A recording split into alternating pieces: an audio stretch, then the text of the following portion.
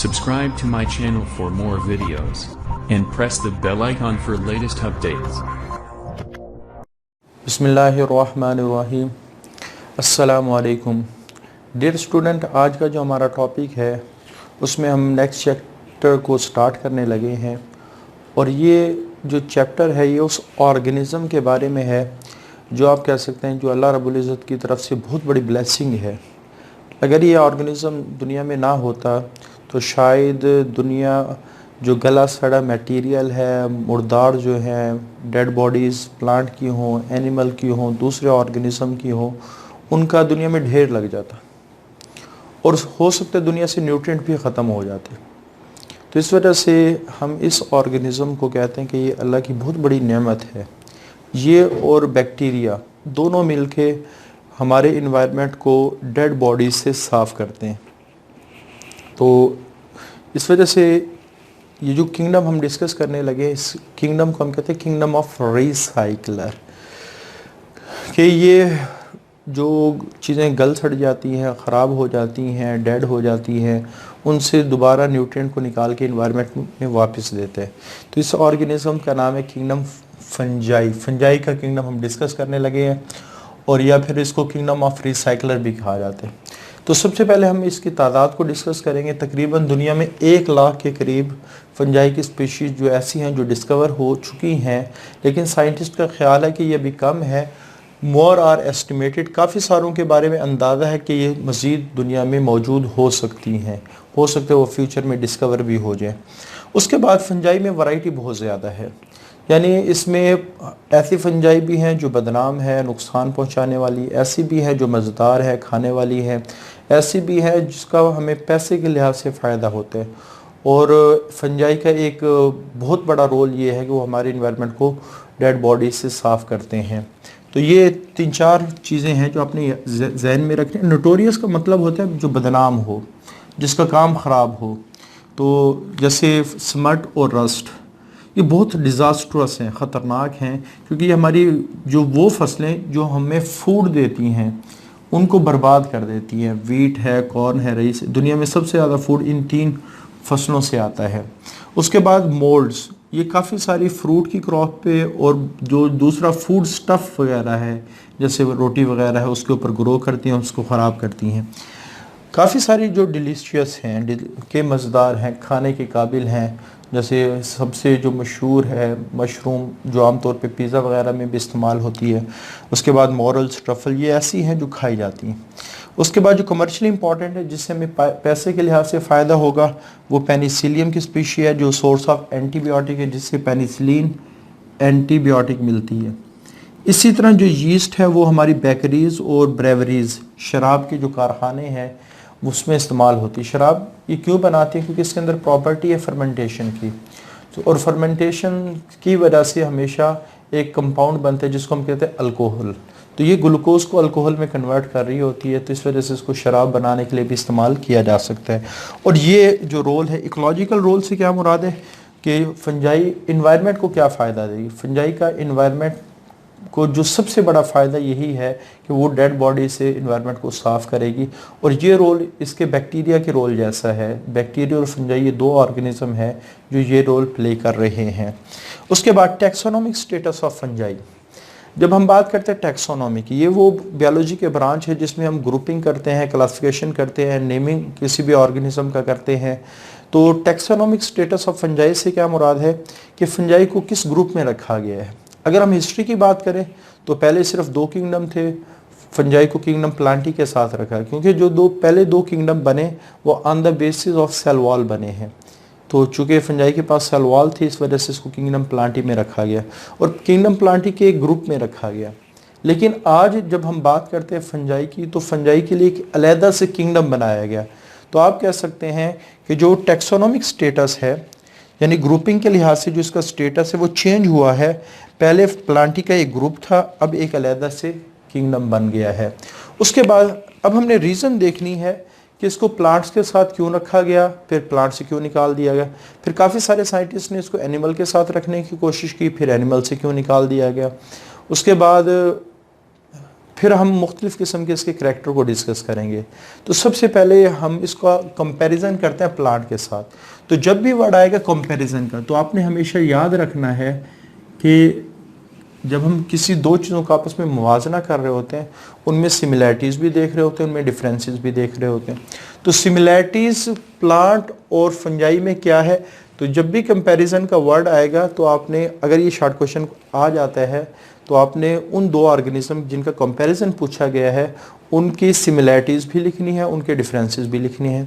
तो सिमिलैरिटीज़ की बात करें, fungi resemble with plant in many ways, plant के साथ ये मिलता जुलता है काफ़ी अंदाज में। जैसे सेल वॉल दोनों के पास होते हैं, दोनों के पास सेंट्रियोल्स नहीं होते और दोनों ही नॉन मोटाइल होते हैं। जब हम डिफरेंसेस की बात करते हैं तो प्लांट और फंजाई में क्या डिफरेंसेस हैं, तो सबसे पहला डिफरेंस तो ये है, ये ऑटोट्रोफ्स हैं, ये हेटरोट्रोफ्स हैं। इनके पास सेल वॉल में सेलुलोज होती है, इनके पास सेल वॉल में काइटिन होती है।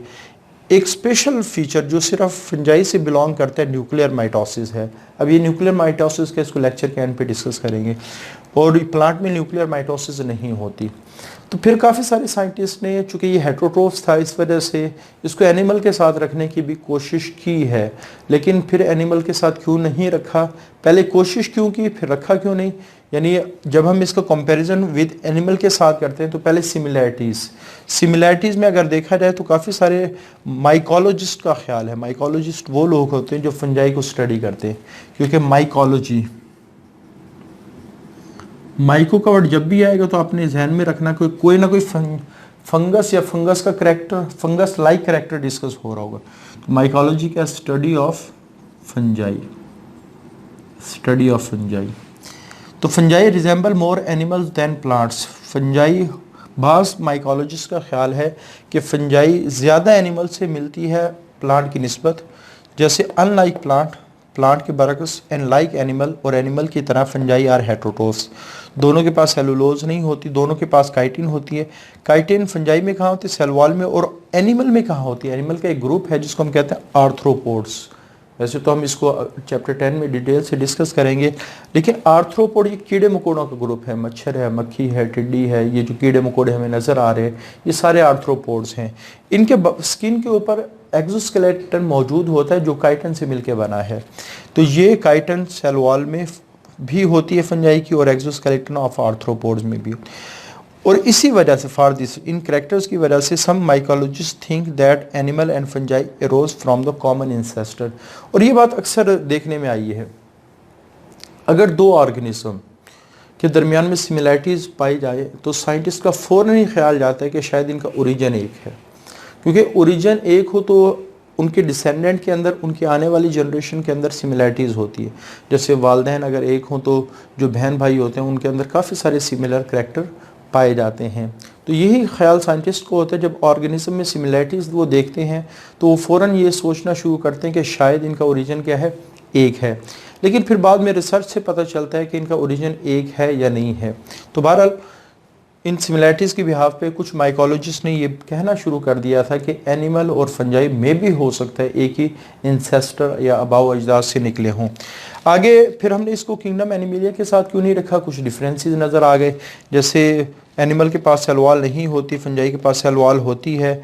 एनिमल मोटाइल होते हैं, फंजाई नॉन मोटाइल होता है। एनिमल इंजेस्टिव हेटरोट्रोफ है, फंजाई एब्जॉर्टिव हेटरोट्रोफ है। अब डिफरेंशिएट इंजेस्टिव हेटरोट्रोफ और एब्जॉर्टिव हेटरोट्रोफ्स के का आपने डिफरेंशिएट करना है। इसको मैं डिटेल में नहीं बताऊंगा, उसकी वजह ये है, ये चैप्टर नंबर 5 के अंदर हम बहुत ही डिटेल से इस पॉइंट को डिस्कस कर चुके हैं। आपने वो लेक्चर सुन के खुद ही एक असाइनमेंट के तौर पे शॉर्ट क्वेश्चन को हल करना है। उसके बाद इसमें सेंट्रियोल्स होते हैं, इसमें सेंट्रियोल्स नहीं होते। तो इन डिफरेंसेस की बुनियाद पे इसको हमने किंगडम एनिमिलिया से बाहर निकाल दिया। उसके बाद जब हमने डीएनए को चेक किया फंजाई के, तो पता चला कि इसका डीएनए प्लांट और एनिमल से डिफरेंट है। तो यहाँ से एक और पॉइंट आ गया कि ना इसको प्लांट के साथ रखा जा सकता है ना एनिमल के साथ रखा जा सकता है। तो DNA study show fungi is neither animal nor plant. उसके बाद फंजाई में एक मखसूस किस्म का करैक्टर है जो दूसरे किसी ग्रुप के पास नहीं है, उसको हम कहते हैं न्यूक्लियर माइटोसिस। अब ये न्यूक्लियर माइटोसिस क्या होता है, इस माइटोसिस को समझने से पहले आपको माइटोसिस समझना पड़ेगा कि what is mitosis. Mitosis basically is a type of cell division. इसमें इनमें जिसमें number of chromosome remain same in the daughter cells. इसका मतलब क्या है कि जब एक पेरेंट सेल्स जब डिवाइड करता है दो सेल में, तो दोनों सेल के अंदर जो क्रोमोसोम की तादाद उतनी ही होती है जैसे पेरेंट। जैसे इंसान का सेल उसके पास 46 क्रोमोसोम होते हैं, तो जब वो डिवाइड करता है दो सेल्स के अंदर तो दोनों सेल्स के पास 46 क्रोमोसोम होंगे। उसके बाद अगर हम देखें माइटोसिस का प्रोसेस होता कैसे, सबसे पहले ये एक सेल है, सेल के अंदर क्रोमोसोम क्रोमेटिन नेटवर्क की शक्ल में होते हैं, क्रोमोसोम की शक्ल में नॉन डिवाइडिंग स्टेज पे नहीं होते। बाहर न्यूक्लियर मेम्ब्रेन होती है और सबसे पहले क्या होता है, सेंट्रियोल्स हमेशा पेयर की शक्ल में होते हैं। ये अपनी कॉपी बना के इनके एक पेयर के मेंबर इधर चला जाता है, ठीक है। तो जो ही सेल डिवीजन स्टार्ट होने लगती है उससे पहले सेंट्रियोल्स का जो पेयर है वो अपनी कॉपी बना के वो अपोजिट साइड पे चला जाता है। ये पॉइंट सारे हम चैप्टर 4 में डिस्कस कर चुके हैं।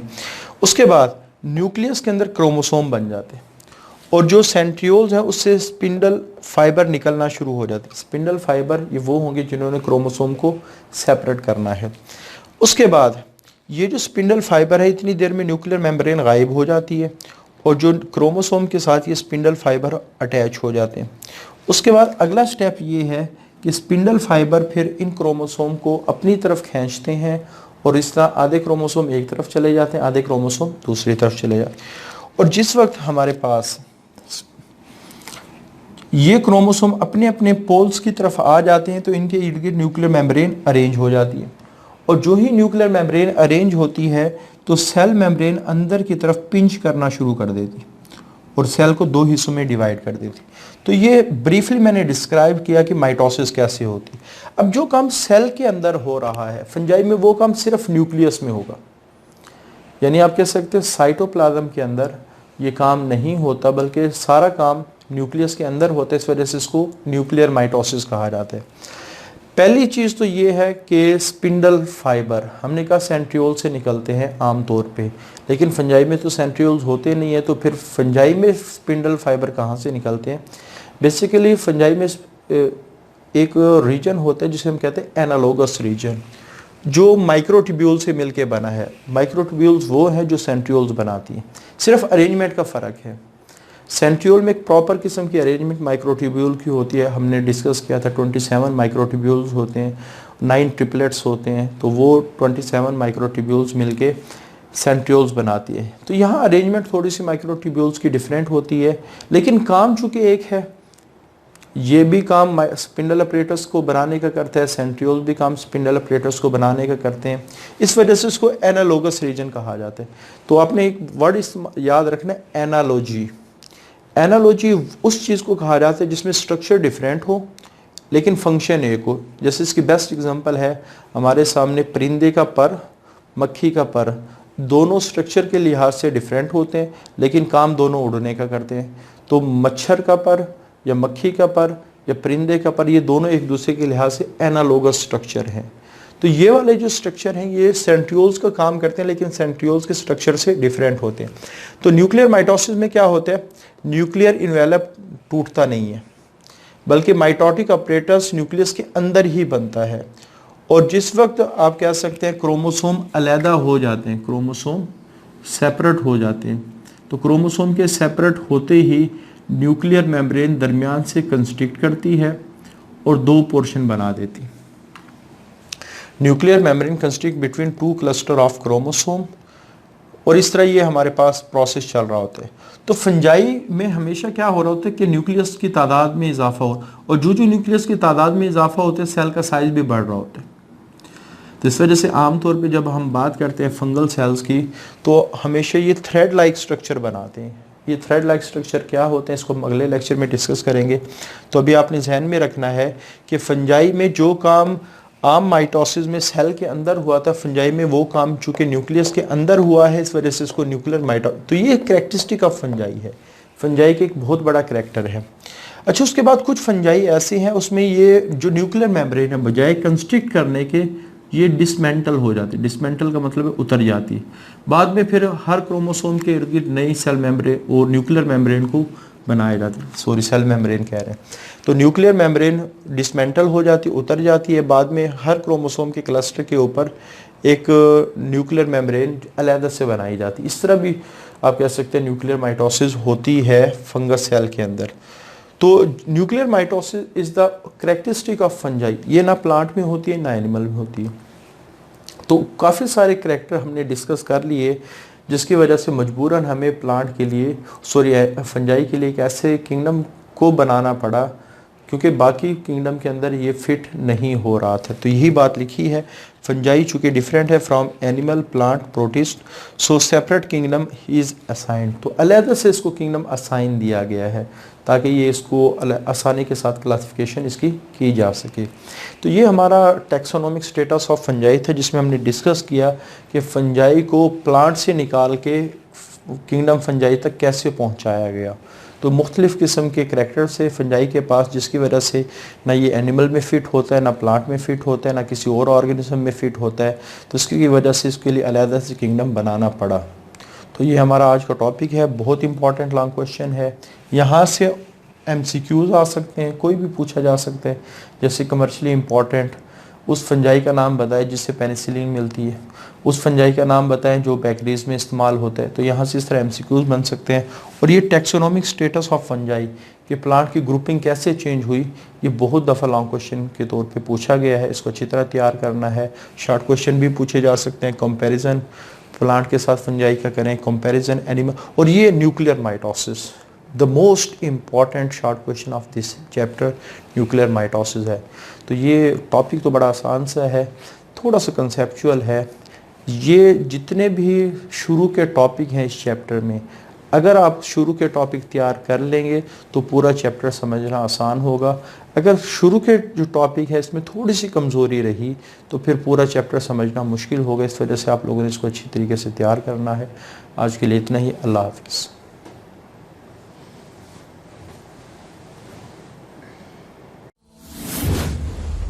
Subscribe to my channel for more videos and press the bell icon for latest updates.